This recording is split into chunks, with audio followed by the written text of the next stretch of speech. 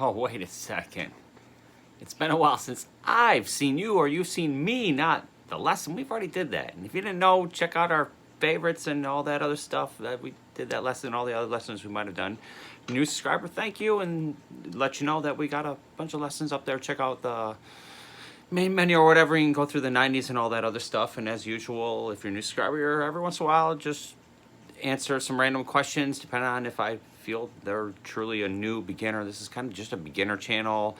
Hopefully I have the right song or songs that you would like and want to start learning on, so kind of a basic beginner channel type stuffs. But no, we did some, we just got done doing some videos. Got to run her through the old YouTuber machine and make sure they don't get any flagged and all that kind of crapola. Anyway, so question. We had a question, and I tried to get to him as fast as possible. Been a little busy, but what Ben had a question on a candlebox video. What was it? Cover Me. And there again, we have video, good lesson for that. He was asking for the strumming pattern. If you're truly a new beginner and if you've seen a lot of my other videos, I kind of recommend straight down strums for a new beginner. Just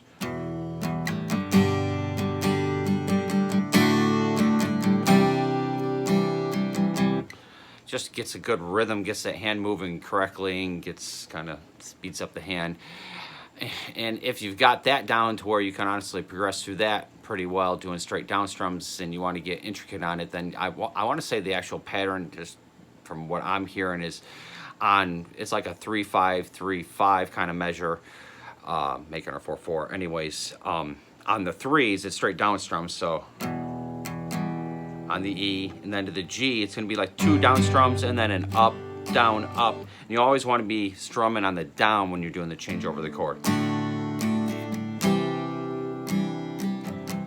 to be honest, like I always sometimes say, just play it the way you feel comfortable. You don't have to do it by the book or whatever. Anyway, so the main question that I thought was interesting, and the reason I didn't just type this out for you and actually did this, and like I've done, like I said, this isn't the first time, but it's because the D to the C add 9 changeover I thought was interesting, and especially for a beginner.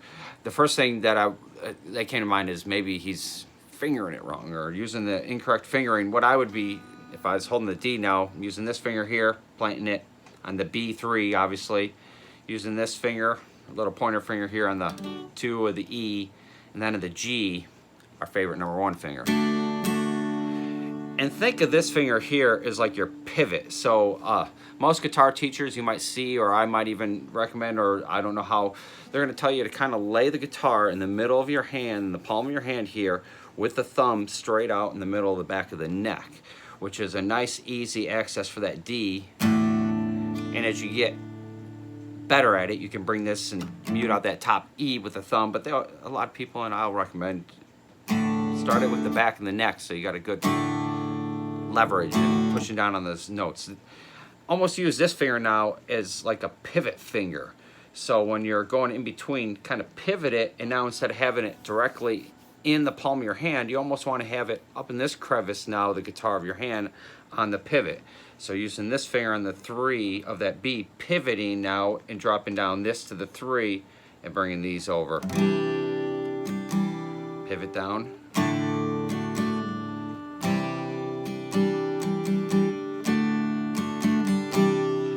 This finger stays nice and planted, and use that as, like I said, your pivot to drop down.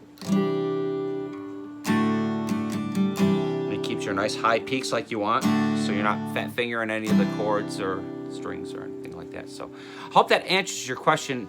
If there's anything more, you need a little more detail, obviously just message me down below. You see, I'll message you. And as usual, I hope you're having fun out there. I'm having fun as usual. And like I said, we'll get some out there pretty soon. Like I've always said to all you guys, I'm not going anywhere, so we'll be here for a while. Every once in a while, we just might have a little hiatus, but we'll be back. So like I said, hope you're having fun out there. I'm having fun here in the garage. Talk to you guys later.